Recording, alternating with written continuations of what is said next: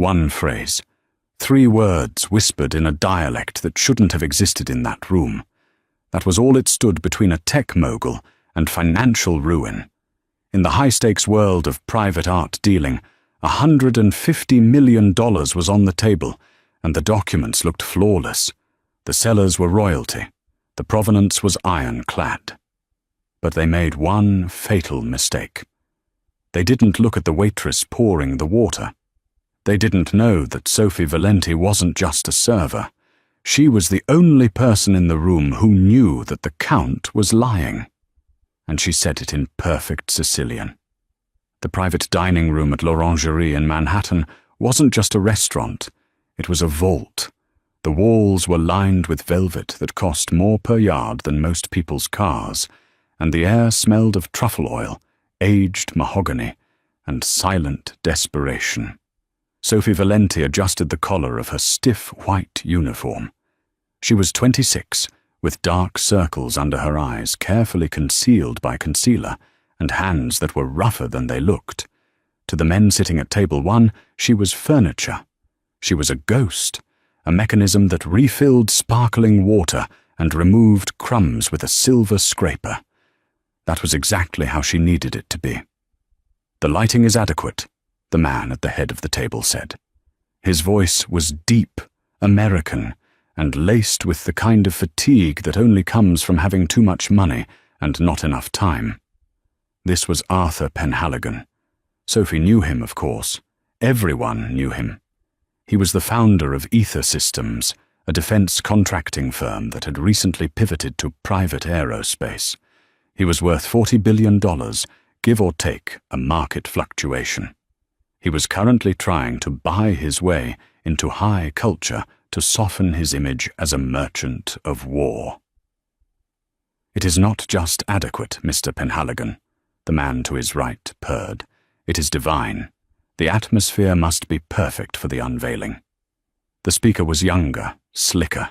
He wore a suit that whispered Naples in its cut, tapered, aggressive.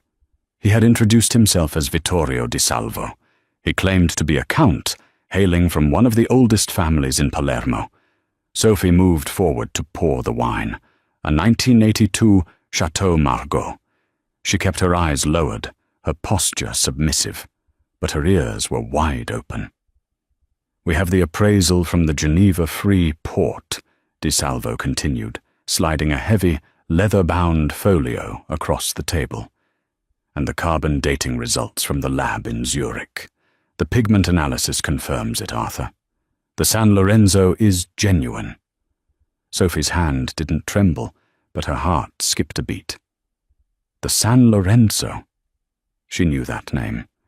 Not from a textbook, but from the dusty, sun-drenched attic of her grandfather's house in Catania, before the debt collectors took everything.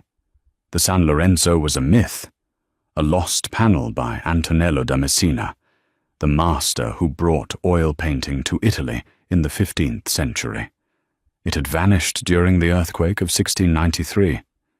If these men actually had it, $150 million was a bargain. "I've been burned before, Vittorio," Penhaligon said, picking up the folio.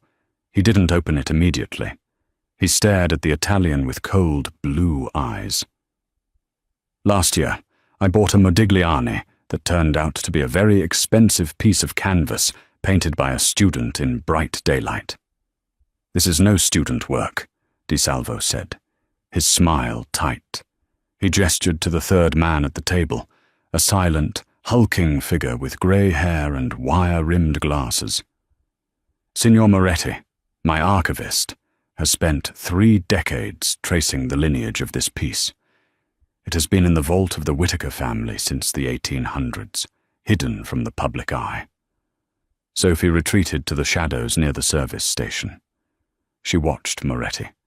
He was sweating. It was 68 degrees in the room, climate controlled for the comfort of billionaires and wine, yet a bead of perspiration trickled down Moretti's temple. "Why are you nervous?" Sophie thought. "If you have the San Lorenzo, you should be triumphant." She looked at Penhaligon. He was a shark in business. But in the art world he was a tourist, a wealthy tourist swimming in shark-infested waters. "Bring the piece out," Penhaligon commanded. DeSalvo nodded to Moretti. The older man reached down and lifted a large, flat case onto the table. He unlocked it with a series of heavy, theatrical clicks. Sophie stepped forward to refill the water glasses.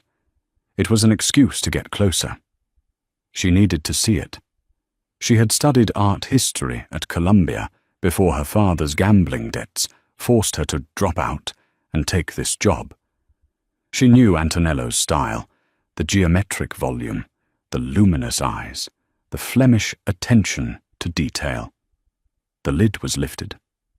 There it was, a portrait of St. Lawrence, holding the gridiron of his martyrdom. The face was serene, the eyes hauntingly realistic. The light hit the cheekbone in a way that seemed to make the paint glow from within. It was breathtaking. "My God," Penhaligon whispered. The cynicism vanished from his face, replaced by pure awe.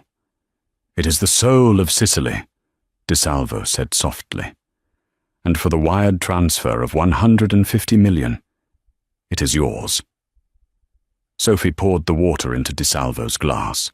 She was close enough to smell his cologne, sandalwood and arrogance. She looked at the painting. It was perfect. The craquelure, the cracks in the paint, looked genuine. The wood panel was warped slightly, consistent with age.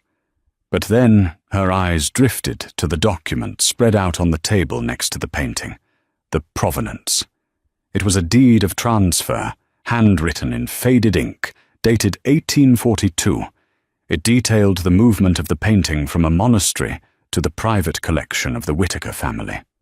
It was written in a mix of formal Italian and the Sicilian dialect, which was common for legal documents in that region during that era. Sophie read the first line upside down. "Io, Barone Risso, dichiaro che questa pittura è." She froze. The bottle of water hovered dangerously close to the rim of the glass. Questa pittura. It was Sicilian. But it was wrong. The tension in the room was palpable, a physical weight pressing down on the white tablecloth. Penhaligon was reaching for his gold fountain pen.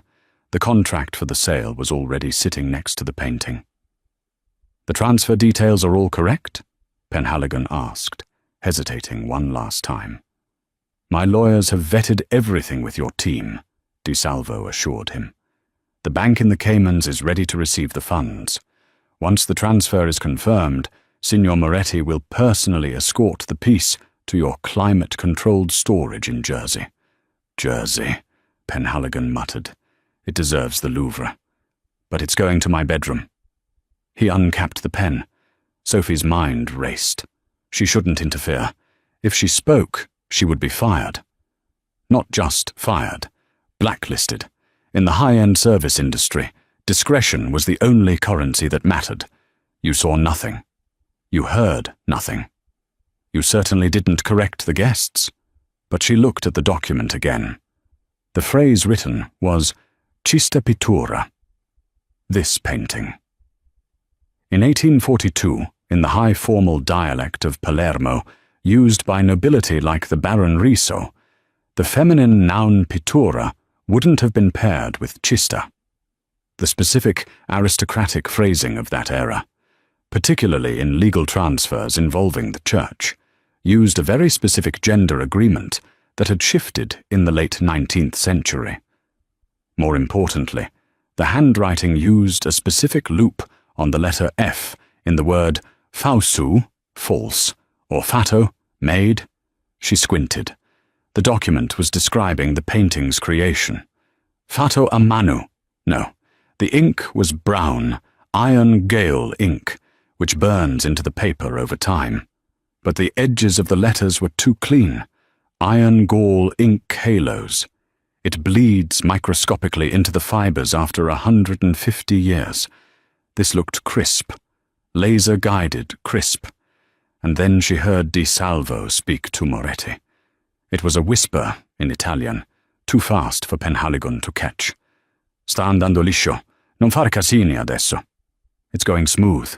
Don't mess it up now. Moretti replied, barely moving his lips. Il banco ci ama. Sophie's blood went cold. Banco. In modern Sicilian, banco means bank. But in the context Moretti just used it, combined with his glance at his phone, he was using a very specific slang from the Catania underworld. U banco wasn't a financial institution. It was the nickname for the fence, the guy who moves stolen or forged goods. She looked at Penhaligon. The pen was touching the paper. If he signed, the money would move instantly. $150 million gone. And when the forgery was discovered, because it would be discovered eventually, these men would be ghosts.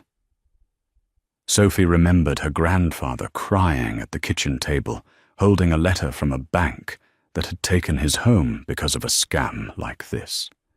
She remembered the shame. She couldn't do it. She couldn't be a ghost today.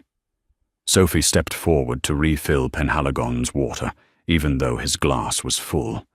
She leaned in, breaking the invisible barrier between servant and master.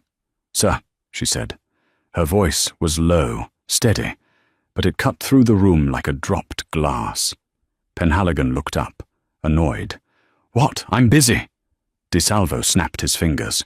"Girl, step away. We are concluding business." Sophie didn't step away. She locked eyes with the billionaire. She switched from English to a sharp, guttural, rhythmic language that sounded like stones tumbling down a dry cliff. It was Sicilian, but not the tourist Italian DeSalvo had been using. This was the deep, ancient dialect of the interior. "Cista e fausa," she said to DeSalvo, pointing a manicured finger at the document. Then, shifting her gaze to Penhaligon, the room went dead silent.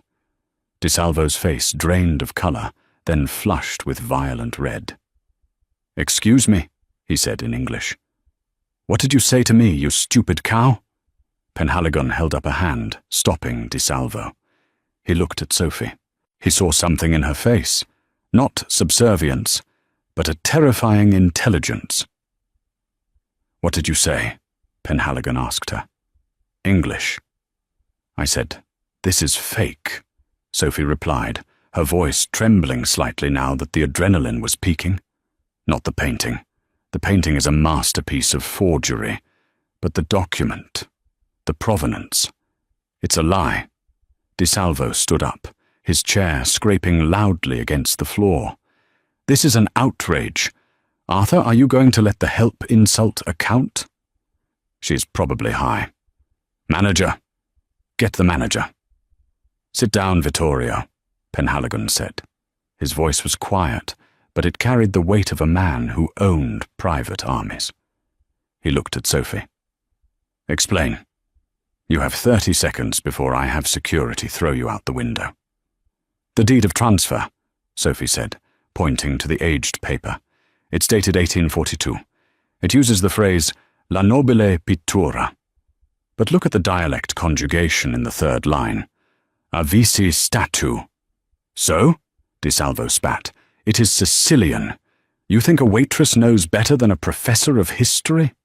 I know that in 1842, in the Palermo courts, the legal term was never avisi. That is a peasant dialect form that entered legal writing after the unification of Italy in 1861, Sophie said, the facts flooding back from her thesis. Before 1860, a document from the Baron Riso would have used the Spanish-influenced haves. You are using a grammar structure that is 20 years too young for the paper it's written on." She turned to Moretti, who looked like he was about to vomit. "And," she added, switching back to Sicilian, her eyes drilling into the older man, "O banco sta aspettando, vero? The fence is waiting, isn't he?" Moretti flinched, physically flinched. Penhaligon saw it. He slowly capped his pen.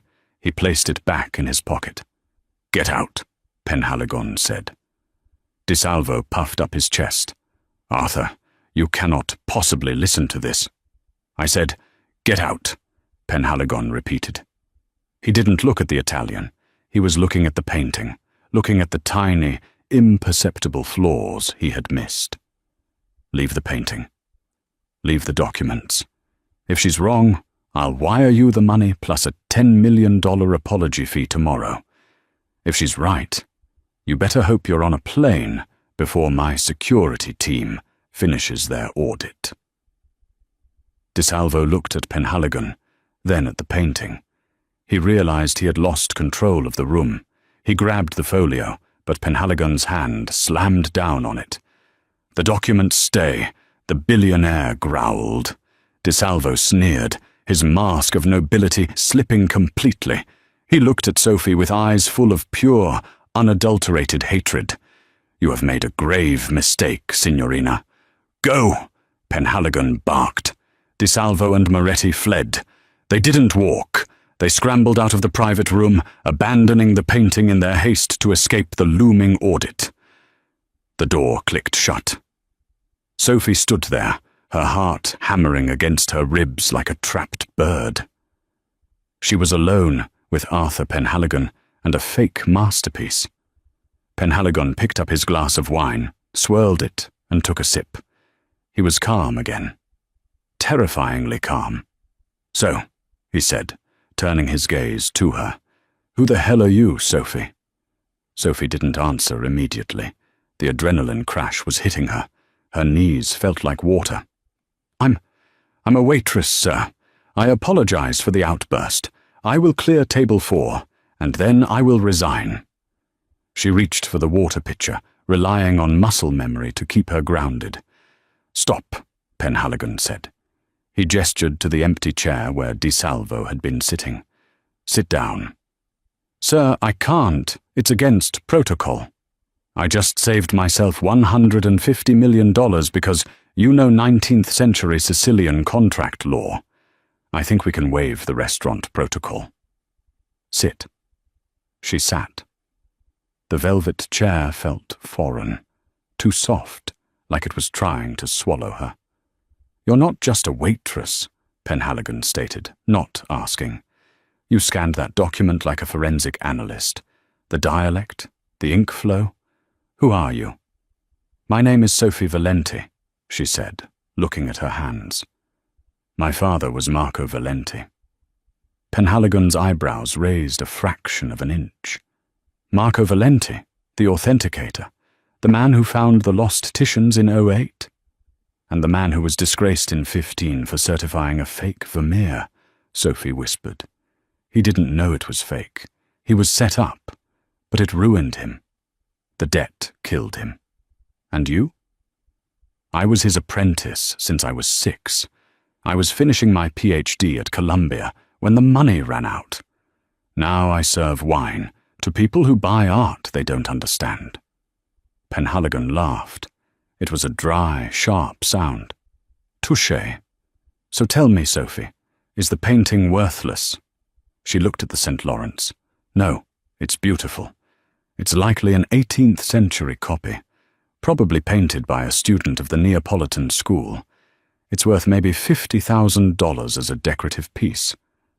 But as an Antonello, it's a ghost." "50,000, Penhaligon mused, versus 150 million. He reached into his jacket pocket and pulled out a phone. It wasn't a smartphone. It was a rugged, encrypted satellite device. He tapped a few buttons. "Edward, it's Arthur.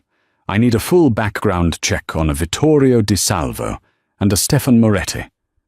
I want to know where they sleep, who they bank with, and who backs them, and put a tail on them. They just tried to sell me a lie." He hung up and looked back at Sophie. "You saved me from a very public humiliation, Sophie. I don't like owing people favors. How much do you want?" Sophie blinked.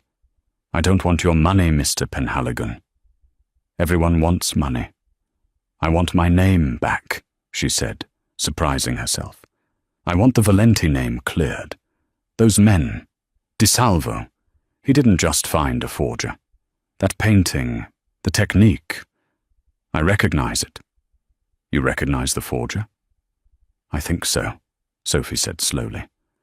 The way the light hits the eyes, the specific mixture of lapis lazuli in the blue robe. My father wrote a paper on a forger known as the Chimera 10 years ago. He could never catch him. This painting looks like a chimera.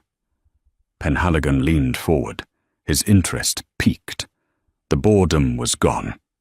This was a puzzle, and men like Arthur Penhaligon loved puzzles. If this chimera is behind this, Penhaligon said, then DeSalvo is just a middleman. If we let them go, they vanish. If we pressure them, they might lead us to the source, Sophie finished. You want to play detective, Sophie? I want to clear my father's debt, not the money. The moral debt. Penhaligon stared at her for a long moment. Then he reached into his wallet and pulled out a black card. Not a credit card, a business card, heavy stock, embossed with a silver geometric logo. Report to my office at 5th and 57th tomorrow at 9 a.m. You're done waitressing. What am I hired as? Consultant, Penhaligon said. We're going to catch a chimera. Sophie stood up. She felt a strange vibration in the air. It wasn't just fear anymore. It was anticipation. But as she left the private room and walked back into the bustling kitchen, she didn't notice the busboy near the service door. He was holding a phone, texting under the counter. He watched Sophie pass, his eyes dark and hard. He typed a message in Italian. La ragazza lo sa, abbiamo un problema. The girl knows. We have a problem. The phone buzzed with a reply instantly. Fix it. Tonight. The air outside l'Orangerie was crisp, biting with the peculiar chill of a New York autumn night. Sophie changed out of her uniform in the cramped locker room, slipping into jeans, a heavy woolen coat, and scuffed combat boots. She wrapped a grey scarf around her neck, hiding the lower half of her face. She wasn't Sophie Valenti, the sharp-eyed authenticator right now. She was just another commuter trying to get back to her studio apartment in Astoria. She exited through the service door into the alleyway. The heavy steel door clanged shut behind her, echoing against the brick walls. Usually, the alley was empty, save for the occasional rat or a chef smoking a cigarette. Tonight, it felt different. The shadows seemed to stretch longer, darker. Sophie walked briskly toward 57th Street. The streetlights hummed overhead. She checked her phone. No new messages. Just the lingering memory of Arthur Penhaligon's business card burning a hole in her pocket. Consultant. It felt surreal. A few hours ago, she was worried about making rent. Now, she was hunting a ghost. She descended into the subway station at 57th and 7th. The station was relatively quiet for 11:00 p.m. A few tourists wrestled with a map, and a street musician played a mournful tune on a saxophone. Sophie swiped her Metro card and pushed through the turnstile. She moved to the far end of the platform, leaning against a tiled pillar. She needed space. As she waited for the end train, a reflection in the advertisement glass across the tracks caught her eye. A man in a dark hoodie stood near the turnstiles. He wasn't looking at his phone. He wasn't looking at the tracks. He was looking at her. Sophie shifted. She adjusted her scarf. The man mirrored her movement, taking a step forward. It was the busboy, the quiet one who had started 3 days ago. Leo. No. Luca. She remembered him dropping a tray of silverware on his first day. He had seemed clumsy, harmless. Now he moved with a predatory grace that vanished the moment he thought someone was watching. The rumble of the approaching train vibrated through the floor. Sophie's heart rate spiked. She calculated her options. If she got on the train, she was trapped in a metal tube with him. If she stayed, the platform was too empty to guarantee safety. The train screeched into the station, doors hissing open.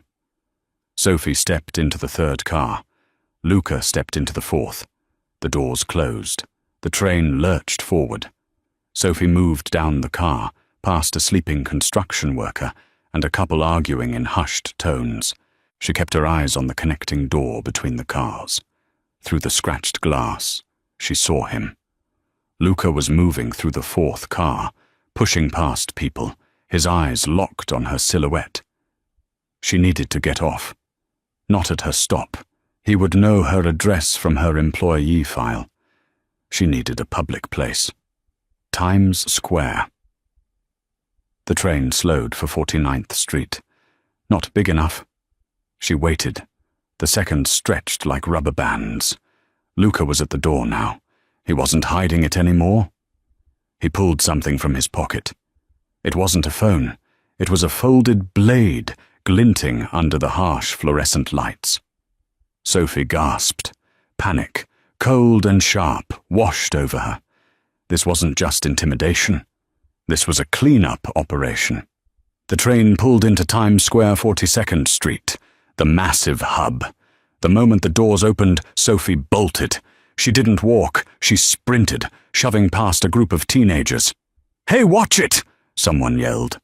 Sophie ignored them. She scrambled up the stairs, taking them two at a time. She could hear heavy boots pounding behind her. "Fermati, puttana!" "Stop, you whore!" Luca hissed from behind, close enough that she could hear his breath. She reached the mezzanine level. It was crowded. Good.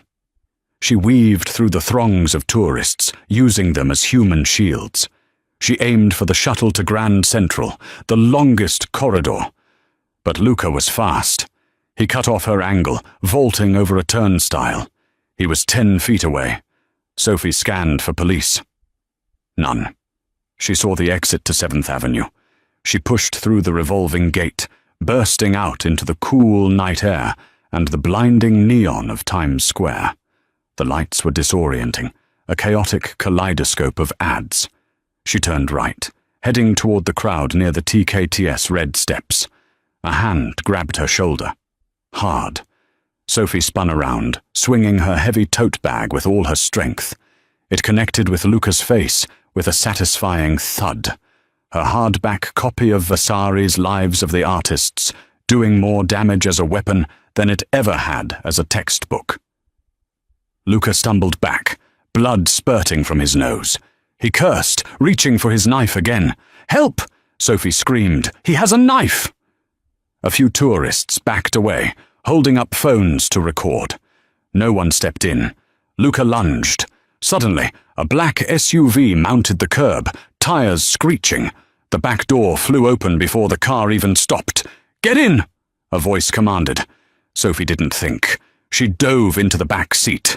A massive figure, the man Penhaligon had called Edward, stepped out of the driver's seat. He didn't have a weapon drawn, but he moved like a tank. He caught Luca's knife hand mid-swing, twisted it with a sickening crack, and shoved the busboy backward into a pile of trash bags. Edward got back in the car calmly. "Go," he said to the driver. The SUV peeled away, leaving a bewildered, broken-wristed assassin in the dust of Times Square. Sophie sat in the back seat, hyperventilating. Beside her, Arthur Penhaligon was calmly reading a report on a tablet. "You need better cardio," Penhaligon noted, without looking up. But the bag swing was excellent form. You followed me," Sophie wheezed. "I protected my investment," Penhaligon corrected. "I figured DeSalvo wouldn't take the humiliation lightly. I didn't expect them to send a wet boy so quickly, though. They're scared." "He had a knife," Sophie said, her hands shaking. "He was going to kill me over a painting." "Not over a painting, Sophie," Penhaligon said, finally looking at her. His eyes were icy. "Over $150 million. People have been killed for the contents of a wallet. You threatened their retirement fund." He handed her a bottle of water. "We're not going to your apartment. It's compromised. You're staying at the plaza tonight. Tomorrow, we go on the offensive." Sophie took the water. She looked out the tinted window at the blurring city lights. The world she knew, the safe, invisible world of the service industry, was gone. She was in the shark tank now. The next morning, the sun broke over Manhattan with a deceptive cheerfulness. Sophie stood in the center of Arthur Penhaligon's private office on the 40th floor of the Ether Systems building. The room was a testament to power. Floor-to-ceiling windows offered a panoramic view of Central Park. The furniture was minimalist, Bauhaus severe. On the large digital smart table in the center of the room, high-resolution scans of the San Lorenzo documents were displayed. "We traced DeSalvo," Edward said. He was wearing a suit that struggled to contain his shoulders. "He's at a boutique hotel in Soho. He hasn't left his room. He's making a lot of calls to a burner number in Red Hook, Brooklyn." "Red Hook," Sophie mused, staring at the map on the screen. Old warehouses, quiet streets, perfect for a studio. "We have a drone overhead," Penhaligon said, tapping the screen. The view zoomed in on a nondescript brick building near the waterfront. The windows were blacked out. Thermal imaging shows heat signatures consistent with drying ovens. They're baking the paintings to induce craquelure. "Amateurs bake," Sophie muttered. "If this is the Chimera, he doesn't bake. He uses a humidity cycle. It takes longer, but the cracks look organic." She looked at Penhaligon. "I need to see inside." "Edward can breach the door in 4 seconds, Penhaligon offered. "No," Sophie shook her head. "If you breach, they'll burn the evidence. Forgers always have an incinerator ready. You need someone to walk in the front door. Someone who belongs there." "And you think you belong in a criminal forgery den?" Penhaligon asked, skeptical. "I know the dialect," Sophie said. "I know the art, and I know what they need." "What do they need?" "Pigment," Sophie said. "Specifically, lapis lazuli, real lapis. You can't buy it in bulk without raising flags. It comes from Afghanistan. It's controlled." She pointed to the supply list they had intercepted from DeSalvo's email trash. "They are running low on ultramarine. That's code for lapis." Sophie turned to Penhaligon. "You have connections in mining, right? Ether Systems." "We have mines in 4 continents," Penhaligon confirmed. "Get me a kilo of high-grade raw lapis lazuli rock and a fake identity. I'm going in as a supplier." 3 hours later, Sophie stood outside the rusty steel door in Red Hook. She wore a leather jacket, dark jeans, and sunglasses. She carried a heavy canvas duffel bag. She knocked. A specific rhythm. Tap, tap, tap, tap. A sliding slot opened. Eyes peered out. "Che vuoi?" "What do you want?" "Porto il blu," Sophie said in perfect rough Sicilian. "I bring the blue." The eyes narrowed. "Non aspettiamo nessuno." "We aren't expecting anyone." Sophie shrugged. "DeSalvo sent me. He said the San Lorenzo job used up the last of the good stuff. Unless you want to paint the next Madonna with synthetic crap from China, you'll open the door." Silence. Then, the sound of heavy bolts sliding back. The door opened. A man with forearms covered in tattoos gestured her in. The smell hit her instantly. Turpentine, linseed oil, and old varnish. It was the smell of her childhood, twisted into something illicit. The warehouse was a cavernous space divided into cubicles by plastic sheets. In each cubicle, an artist was working. Sophie glanced as she walked past. A fake Modigliani here, a counterfeit Pollock there.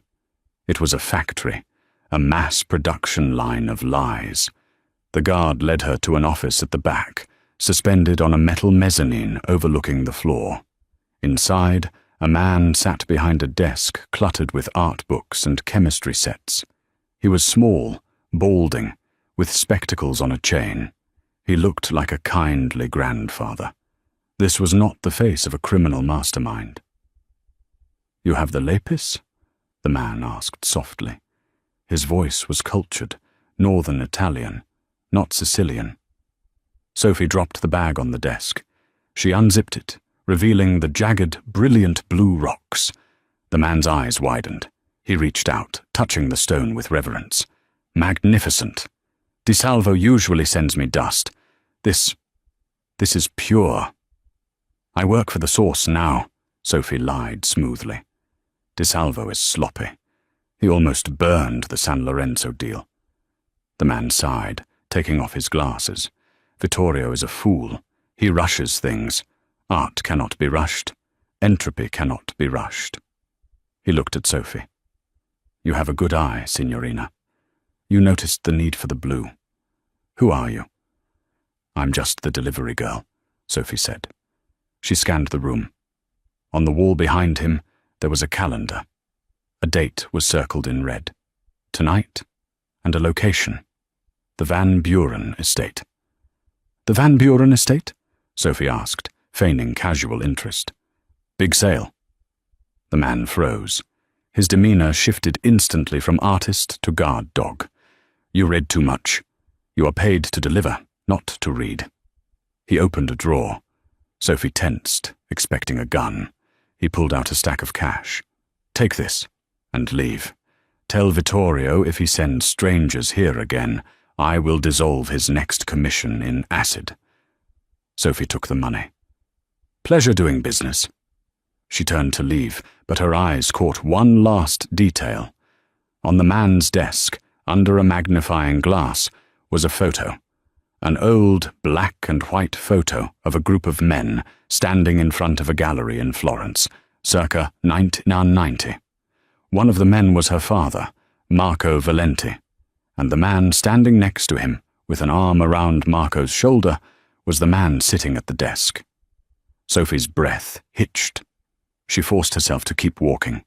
She walked out of the office, down the metal stairs, and out the heavy steel door. She walked 2 blocks before her legs gave out. She leaned against a dumpster, gasping for air. The man in the warehouse wasn't just a forger. He was Enzo Moretti, Stefan Moretti's brother, and he had been her father's best friend. The uncle Enzo who used to bring her candy. He was the chimera, and he had framed her father. A black sedan pulled up. Penhaligon rolled down the window. Well? I know who he is, Sophie said, her voice hard as diamond.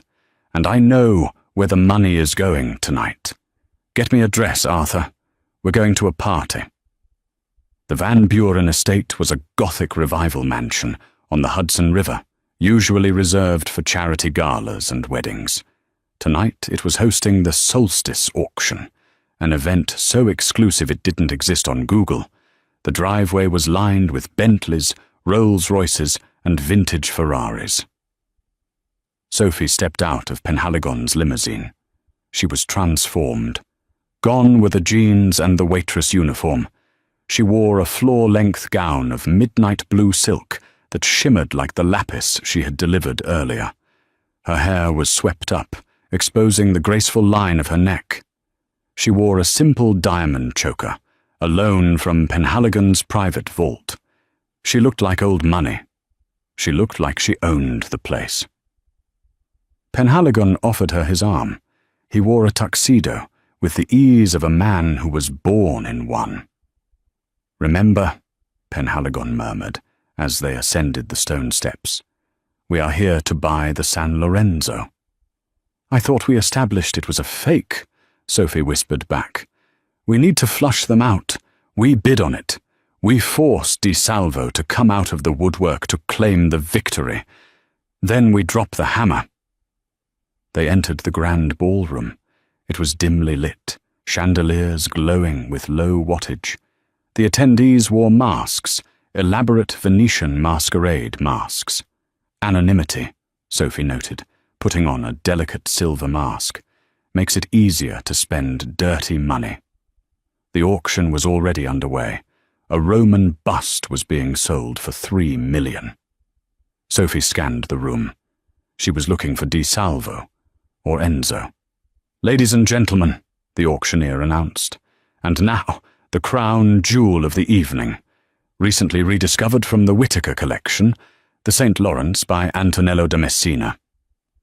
The painting was wheeled out on stage. It looked even more beautiful under the stage lights. Bidding starts at $80 million. 85, a voice called out, a Russian oligarch near the front. 90, another voice. 100 million, Penhaligon said calmly, raising his paddle. A ripple went through the crowd. 100 million was serious territory. 110, the Russian countered.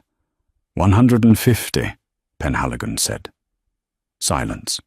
The Russian shook his head. Going once, the auctioneer began.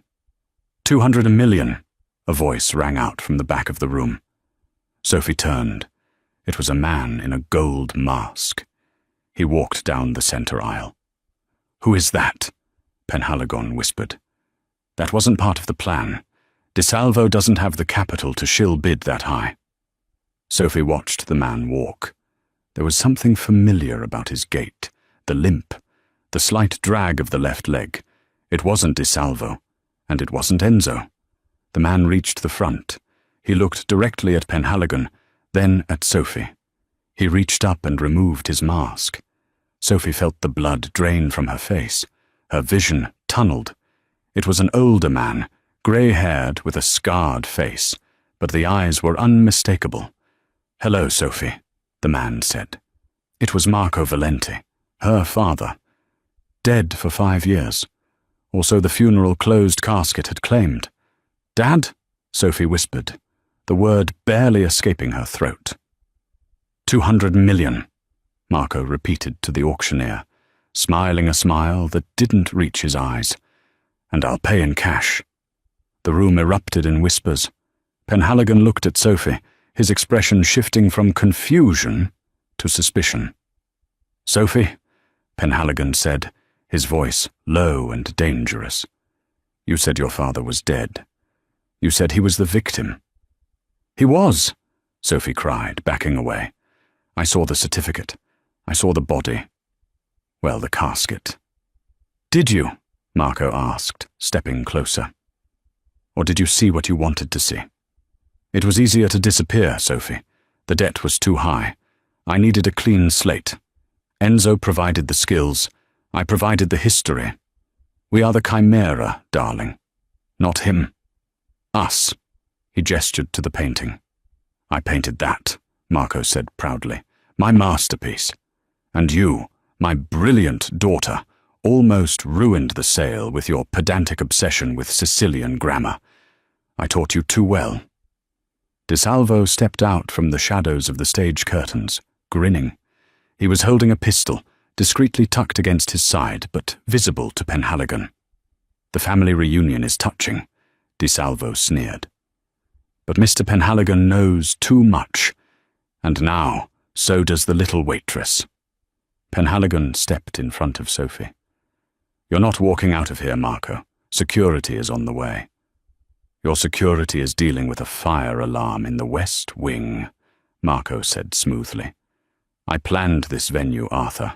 I know every exit and every trap. He looked at Sophie with a twisted sort of pity. Join us, Sophie.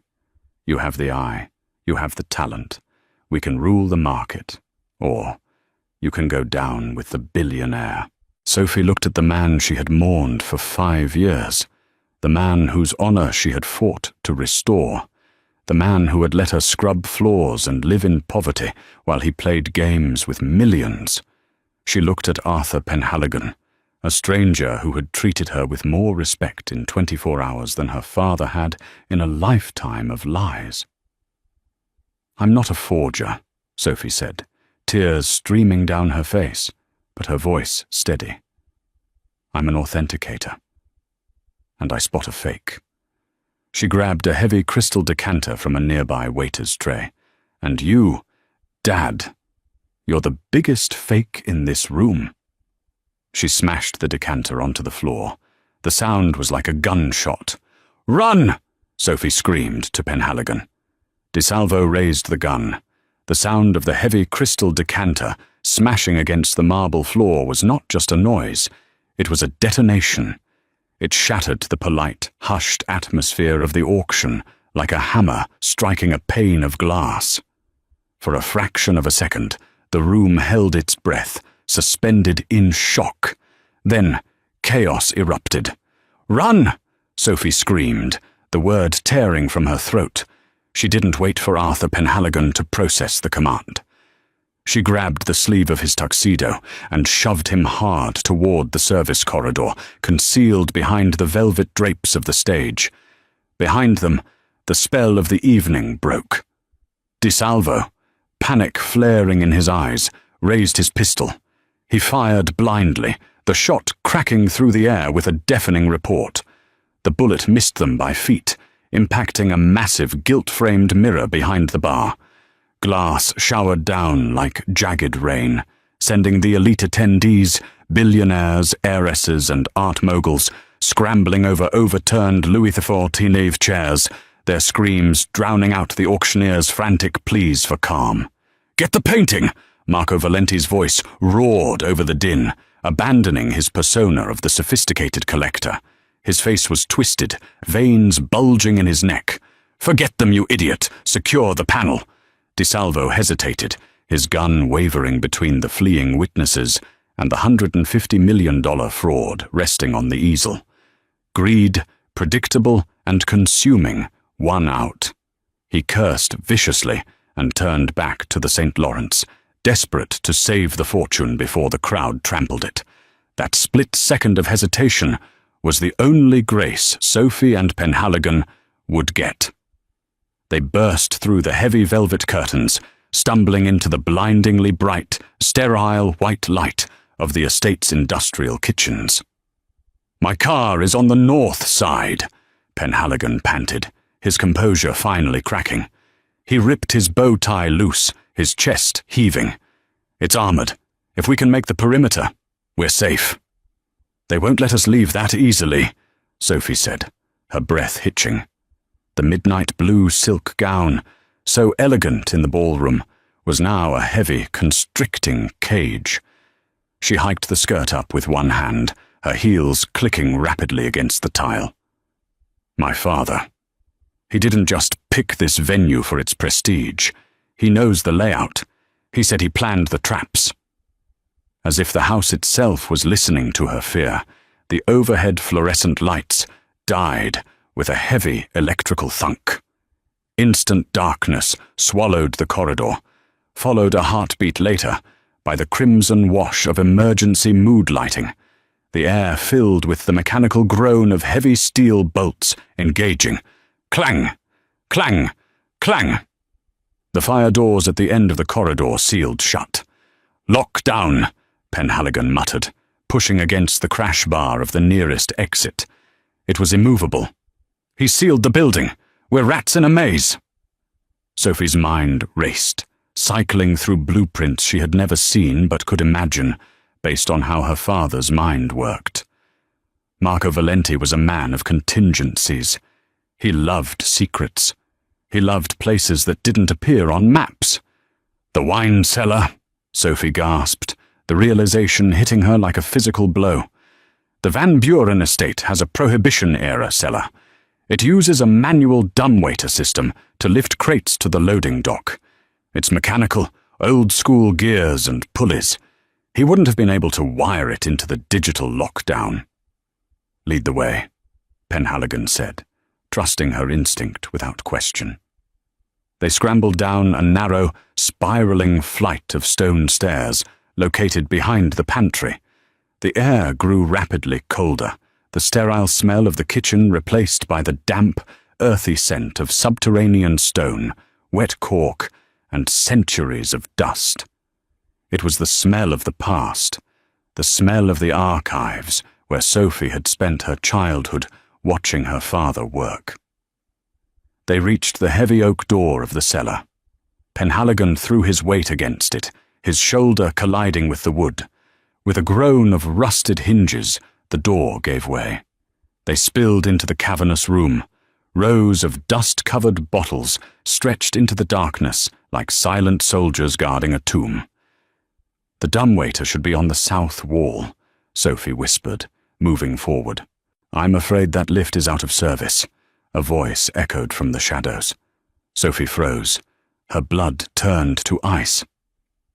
Standing at the far end of the cellar, illuminated by the harsh, singular beam of a smartphone flashlight resting on a barrel, was Marco Valenti. He was remarkably calm. He wasn't panting. He wasn't sweating. He stood there, holding the St. Lawrence panel tucked under one arm like a newspaper, and a silver Zippo lighter in the other hand. The flame danced, casting long, flickering shadows that made his face look skeletal. "I knew you'd come here, Sophie," Marco said, his voice soft, bouncing off the vaulted brick ceiling. "You always liked the hidden paths. Remember when you were 7? We played hide-and-seek in the basement of the Uffizi while I restored the Caravaggio. You always found the darkest corners." "It's over, Dad," Sophie said, stepping into the pool of dim red light. She felt a phantom pain in her chest, the grief of losing him 5 years ago colliding with the horror of seeing him now. "The police are coming. The gunshot was heard for miles. You can't talk your way out of this." "The police will find 2 unfortunate bodies here," Marco said, his tone conversational, as if discussing a dinner menu. "A tragic burglary gone wrong. The Billionaire and the brave Waitress caught in the crossfire. And the Chimera. He will vanish again. I've died once, Sophie. It's surprisingly easy to do it again." "Why?" Sophie asked, her voice cracking under the weight of the betrayal. She stepped closer, putting herself between the gun. "No, the lighter, and Penhaligon. You destroyed our lives. You let Mom die of stress, thinking we were destitute. You let me scrub floors and live in poverty. For what? Paint and canvas? For a game?" Marco looked down at the painting in his arm. He ran a finger along the edge of the wood. "For perfection, Sophie. You don't understand. The world is full of ugliness. It is full of Philistines like him." He gestured with the lighter toward Penhaligon. "Men who buy history to decorate their walls, who think a price tag equals value. I create beauty. I resurrect the dead masters, and I take money from people who don't deserve it. It's not theft, Sophie. It's a tax on stupidity. He appreciates it enough to pay for it," Sophie countered, her hands trembling. "But you're just a common thief, a con artist wrapped in a pretension."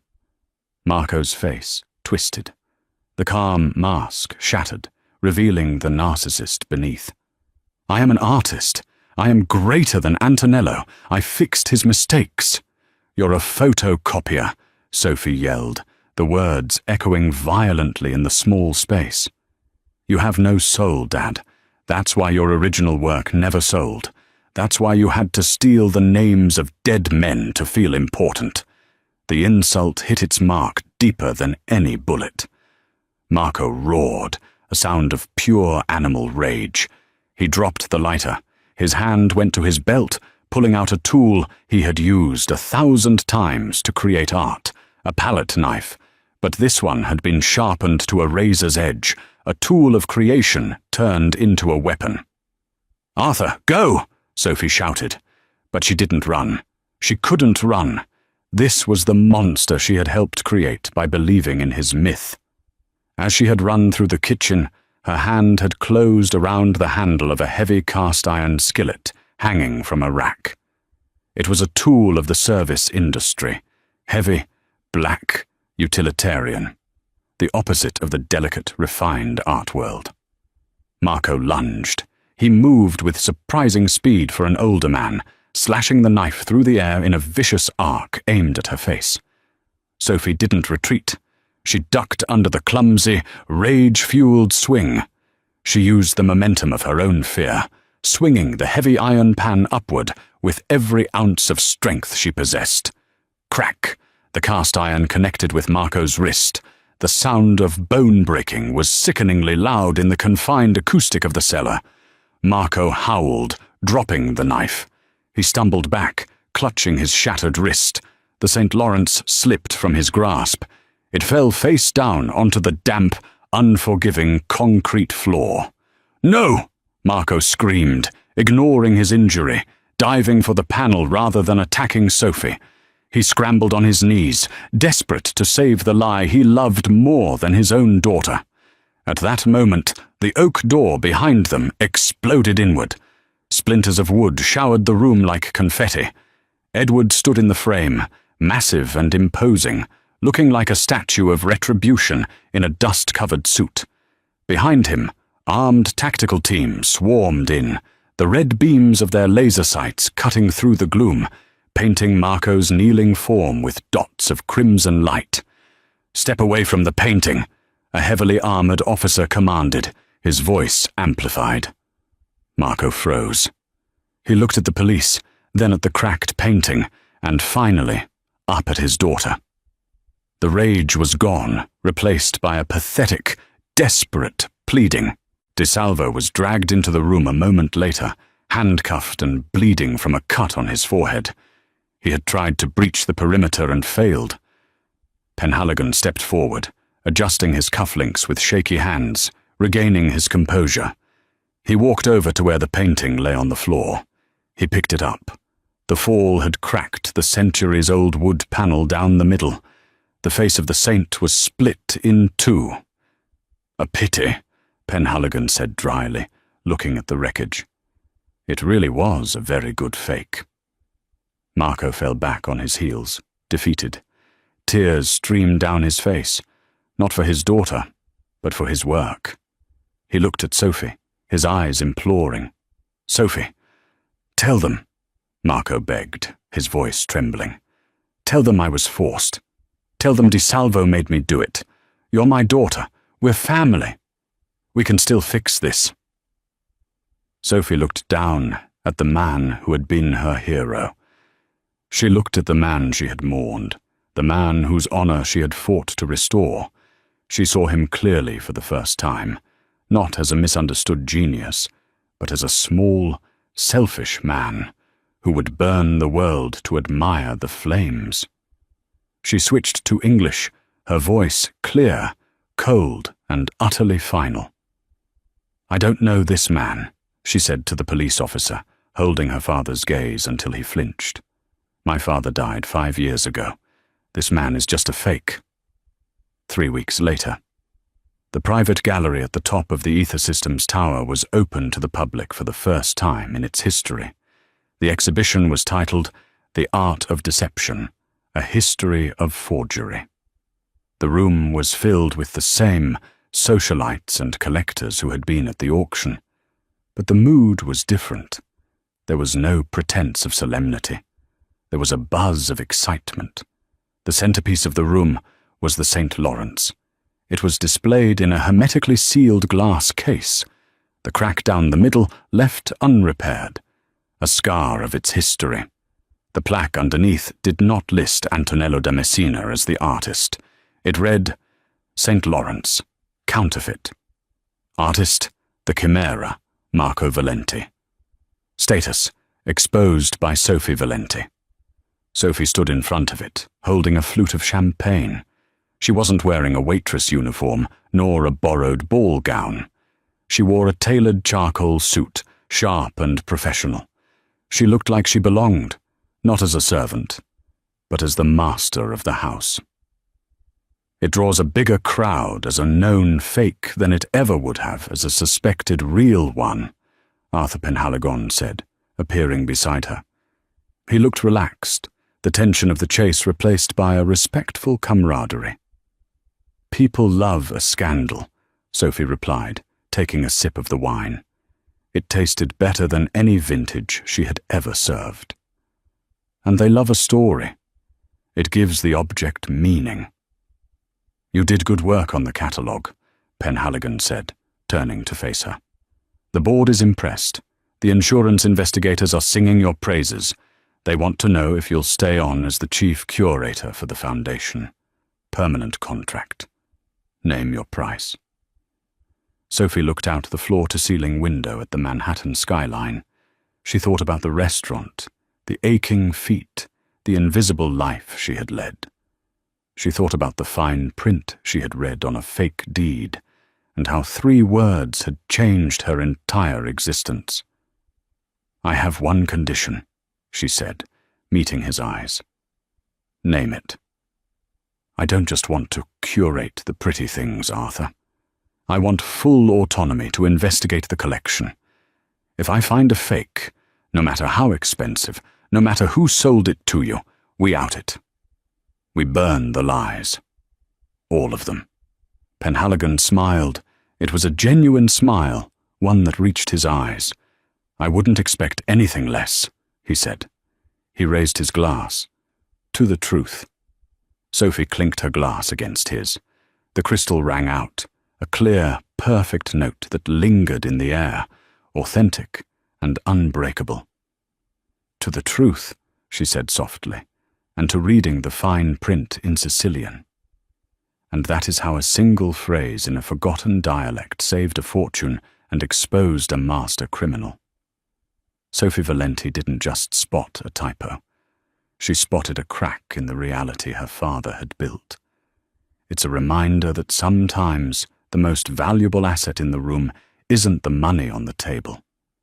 It's the knowledge in your head. What would you have done in Sophie's shoes? Would you have stayed silent to save your family, or spoken up to save your integrity? Let me know your verdict in the comments below. If you enjoyed this story of betrayal, high-stakes art, and justice, please crush that like button. It really helps the channel grow. And if you haven't already, hit subscribe and ring the notification bell so you never miss a new story. We have a dark mystery involving a sunken yacht and a crypto billionaire coming up next week that you won't want to miss. Thanks for watching, and stay sharp.